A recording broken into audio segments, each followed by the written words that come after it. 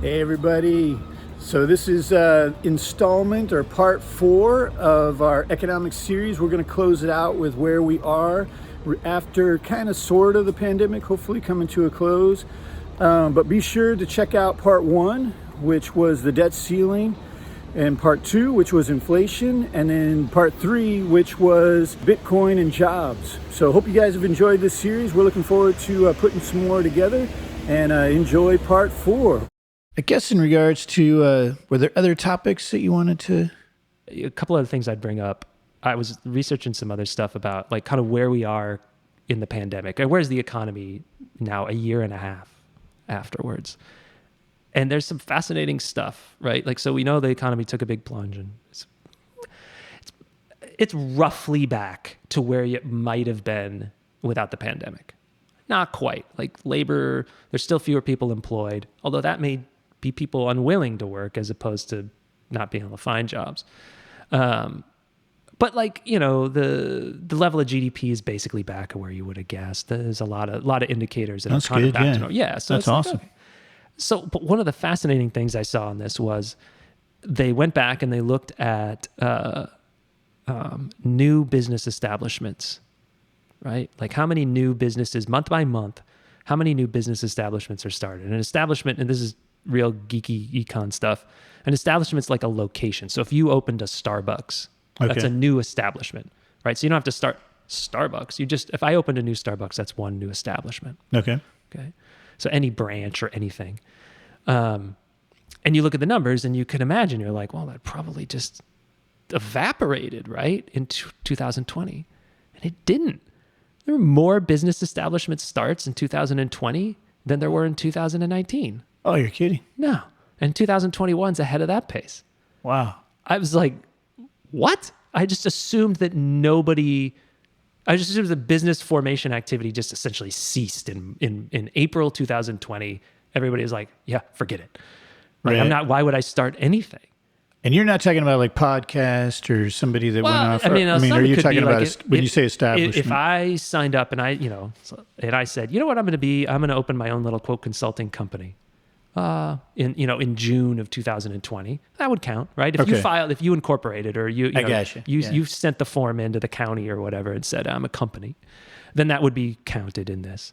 And they distinguish between companies that have an employee or more, like one or more employees, versus none. So if it's just me saying, my wife is registered as like nutritionist who has a practice where she advises. She's the only employee, right? So we can distinguish between people who are just kind of working for themselves like that versus people who have an employee. Mm-hmm. And even the one employee or more starts are higher than they were. Wow.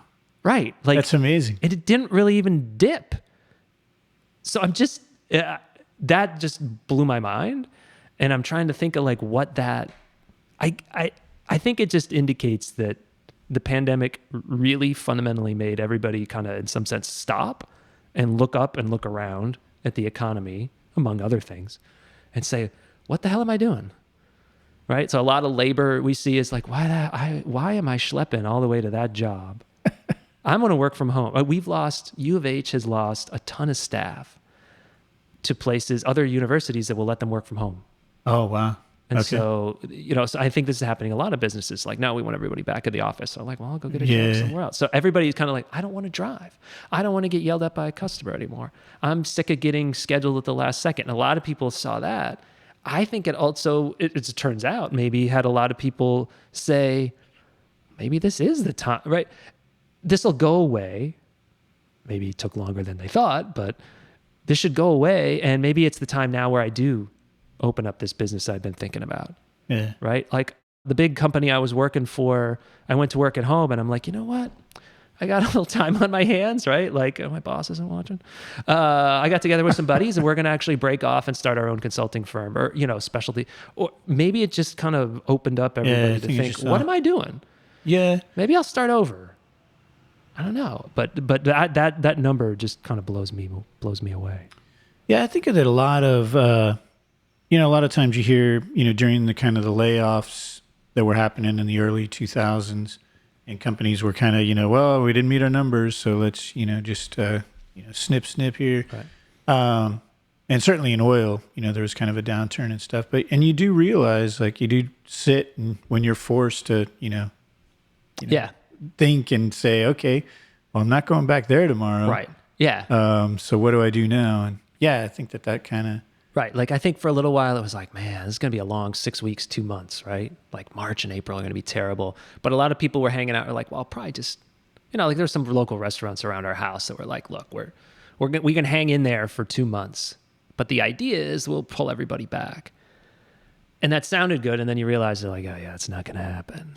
And so like 1 or 2 of them closed because like, I just can't hit the rent anymore. But actually I have fewer have closed than I thought. They discovered ways to do cool takeout and everything. Like I think like a lot of people, we went out of our way to order for some local places. Yeah, definitely. They were doing like family restaurants. We're like, all right, let's try and make sure we send some business their way. So I think they survived maybe a little better than we might have even guessed. But then I wonder if other people were like, so anecdotally, I think there were places that said, you know what, I can actually start a restaurant. I don't even need the big spot anymore. I can just proof of concept this with takeout, right? I just need a little kitchen. I can cook out of the back of anywhere, drive up and pick it up. And you can prove, like, hey, look, I got business just doing that. Now maybe the next step in this next year or two is I'll open the big site. Oh, right? Yeah. It's almost like fixed food trucks in some sense. Yeah, right? let's just kind of maybe people were just way more inventive than we thought they would be about creating new opportunities and new establishments. Yeah. And listening to you, kind of big on the analogies and kind of stuff. And I kind of analogize it to maybe the video revolution. You used to have hundreds of thousands of dollars to do high quality video. Yeah. And now, what is it? You can buy, cameras for, just $1,000 or, even your phone is a brilliant camera. Yeah. Right. Like my phone, I never use it, but you could film a movie on this thing. Yeah, right? No, definitely. Yeah, for sure. So I would just wonder, too, if those kind of, with the internet, I can reach out to people, get supply, right. Like I can run this business. I don't need an office. I don't need, I don't need furniture. I can I can run it out of my house. I just need people with secure internet connections, and the 4 or 5 of us, hey, let's start a firm. I can hire the best people. They just stay where you want. You live where you want. So maybe it just made it so easy. We learned really fast that you could do a lot more online than we thought, right? And so maybe that's just made it so cheap. You're like, all right, I'll start a firm. Try it out. Why not? And so who knows? Maybe it's 2023. We're going to see business, exits where places close. It's just like a millions of them because there's all these people who try, I'll try it out. And it just kind of falls apart. But it was stunning in the last year and a half how many new businesses started. And that's a trend that has been going down, right? New businesses were not business starts historically. and business exits have both been falling for a long, long time. So this kind of leveled us out for a year or two. But I was expecting it, right? You just kind of expected it to go in a crater, right? But it held in there. In fact, it's a little higher than you would have guessed. The resilience of the human spirit, the entrepreneur spirit. I know there's a lot of people. Gary Vaynerchuk. I know a lot of people are really promoting entrepreneurship and and again, right, it may be that, right, you got a chance to sit and say, hey, wait a second, maybe I find this, maybe this is the time that I can take a shot at doing, I've thought of this for a long time. Maybe now I can actually do it. Oddly enough, right? In the worst of it, but you're like, if I can do it now, then I know it'll work. So you said that was about mid 2020. When is that number that you looked? I looked at the numbers are through end of summer 2021. Okay. So it went down some in mid 2020, but not even that much, and then has been ahead of pace since then. And then theoretically, it's still 2 years for a business to be a going concern. I think that's right. Right. So I think it's another year or so before you'd kind of know. Like, that's what I'm trying to. Right. Like, I think in 2023 we'll start to know how lasting that was. Right. Like we'll see. Like, did a bunch of them just dissolve because it's little 2-person consulting things that. Right. Yeah, I'll hang out and do this. Jeff and I can't get along anymore. Right. It's like we can't. Exactly. Like, yeah. Betty and I did fine for a while, but then actually, after 86,000 Zoom calls, we can't stand each other. I got tired of it. Can't do it. So, yeah. I wonder if that's also some of it too. If people are kind of like, I've been listening to you, my wage was able to go up, why don't you just take a shot, honey, or whatever, Yeah. I mean, I think that, right. Like we said, I think there's a lot of people that resorted and rethought everything. So it wouldn't surprise me if it's like, you know what, you should refuse to take that job if they aren't going to pay more. And you know what? And I'm going to actually take a shot at starting this business for the first time. And I'm sick of working for the too little money and not enough respect. And true or not, but that seems to be kind of the mood, right? And so that may be motivating people to say, screw it, I'm going to do it myself. Yeah. Do you look at housing economics? A little bit. Okay. I was just thinking about the Austin, the craziness of the housing market. I've got so many friends, not so many, but a handful of friends that are like, these taxes are astronomical and that they would not be able to buy their house today. Yeah. It's just gone up so much in value that they... Yeah. And... good for them. I think so, but I think they all want to stay feeling, in Austin, right? so it's like you don't win, My house, we moved to Houston in 2005, and we came from New England, so we made it just perfectly. Like our house up there had appreciated a bunch, and so we moved here. We're like, oh my God, I can buy a mansion for what we have. And it's gone up in value, but I have that same feeling every year. And I'm like, that's great. The house value went up. So now so did my taxes. Yay. Yeah. What else could you tie it to aside from taxes? Is that really a good value for governments to do? I mean, it's kind of... we've been arguing about property taxes for, I don't know, how old's the U.S.? It's legitimately, it's always been a historical local government funding source has been property taxes. Okay. And the origin of it is always... Look, if we're going to spend it on things that improve local values, so your house price is going to go up, so we're going to tax that. All right, so we're going to build a railroad. It's going to make your property is going to get a lot more valuable. So that's how we're going to make sure that the tax cost goes to the people who are benefiting the most. That was the rationale, and it's relatively efficient. You can't move a house, right? Easily, at least, right? So it's easy to. It doesn't move. So you'll be like, I know that's your house. Like, I know that's your property. You can't hide it, right? This is a good, fun one from back in the day. I did some research on this. Like, you used to have to pay property taxes on real estate, literal physical property, and personal estate. So you'd get a piece of paper to say, like, okay, value up everything in your house. Oh, wow. And how much money do you have in the bank? Ooh. Self-reported, by the way. Right? So you can imagine. Oh, yeah. Yeah. You can imagine how that went. But they were trying to do wealth taxation in some total. And it's just impossible to do. Well, how much is that cabinet worth? How much is all the equipment here worth? Right. You're not going to get an assessor to come in. So we devolved away from that to the house market stuff. We look at property. But this is historically a complaint because just because your house is worth a lot doesn't mean you have a lot of cash.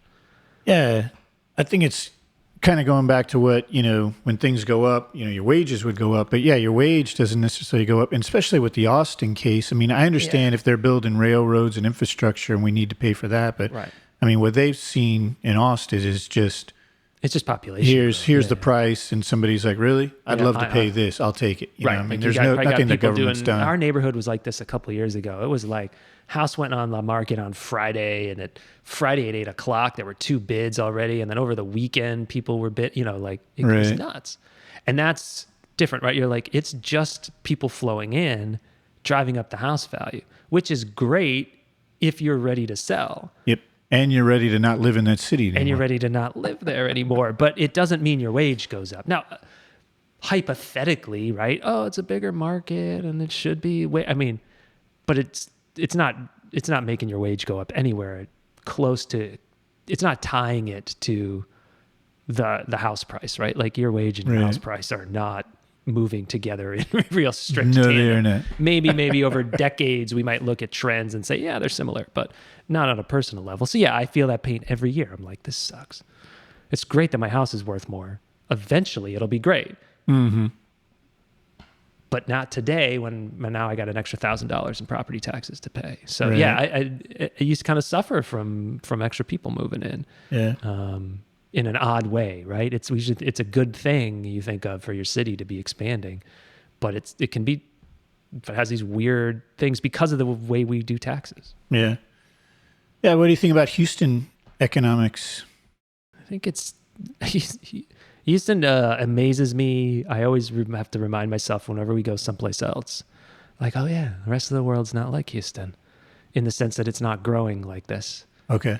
Right? Like you go to Chicago or something, and I lived in Chicago for a while. I love Chicago. Yeah, it's great. But you can walk around that city and like it's not the same dynamic feel that it is in Houston. Like you can tell the difference between a city where people are flowing in and I think where people are flowing out.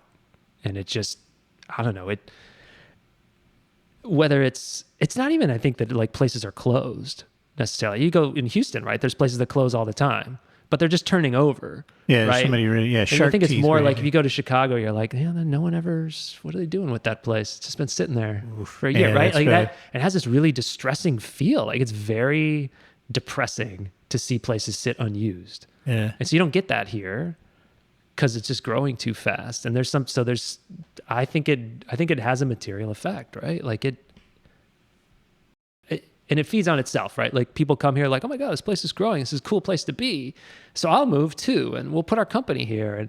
And so everything kind of sucks into the few places that are cool. And then all these other places are like, all right, we're just going to kind of wither away. Yeah. We're all going to be in about 27 cities, I think, in the U.S. We already are. Like we're really concentrated in urban areas, but it does seem as if, look, the research shows that agglomeration helps, right? Like it does in the end, the more people that pack into a city, the higher the wages get. Mm-hmm. Now, there's some recent research too that's like most of that's just eaten up by higher property prices. Yeah. So it's not like necessarily you're better off, but in overall, we produce way more as a country if you for whatever reason, if you stick people in the same place. Mm-hmm. It just seems to be a more efficient way of running things. I don't know if it's just the personal interactions and ideas and stuff that flow, but so Houston, in that sense, I think we're lucky to live here because it is that kind of dynamic economy. Yeah, it definitely seems to be continuing to grow. Obviously, historically been oil, still very strong, but kind of had the boom with the NASA influx. And now it seems like there's a lot of pharma that are moving into that. It's kind of like 59, just north of the Med Center, kind of where that new Houston Tech Center is and stuff. And from what I'm hearing, that's going to be kind of a big pharma. Yeah, and it makes sense, right? Like the Med Center the Med Center is the Med Center. That's world-class kind of place, right? Like that's, if you're betting long run on Houston, you're betting on the Med Center, right? That's the heart of it right now. Like, the energy industries, it'll be interesting, to the extent that they're energy companies in the long run, they probably won't go away. To the extent that they're fossil fuel companies, they probably do, right? But I always said, like all the human capital in the oil industry is in Houston. Like all the PhD geophysicists and all those guys who go find it all cycle through this city. Mm-hmm. So it's always kind of benefited from that. Yeah, definitely. So if Houston ends up becoming a center for and this is where all the smart solar and wind and geothermal guys go, then that just keeps that going. But the Med Center by itself is probably a huge attractor of people for a long time, right? And if it starts attracting, like you're saying, with extra pharma stuff, and I want to be close to the Med Center to run trials, to do this. Exactly, yeah. It's like having, it's the equivalent of an oil mine, right? It's like, it's a resource that people want to buy, and it's here, right? Like conceptually it could move, but Med Center's not moving, right? You can't can't pick them up and move them all at once. No, definitely not. Yeah. So good stuff. Yeah.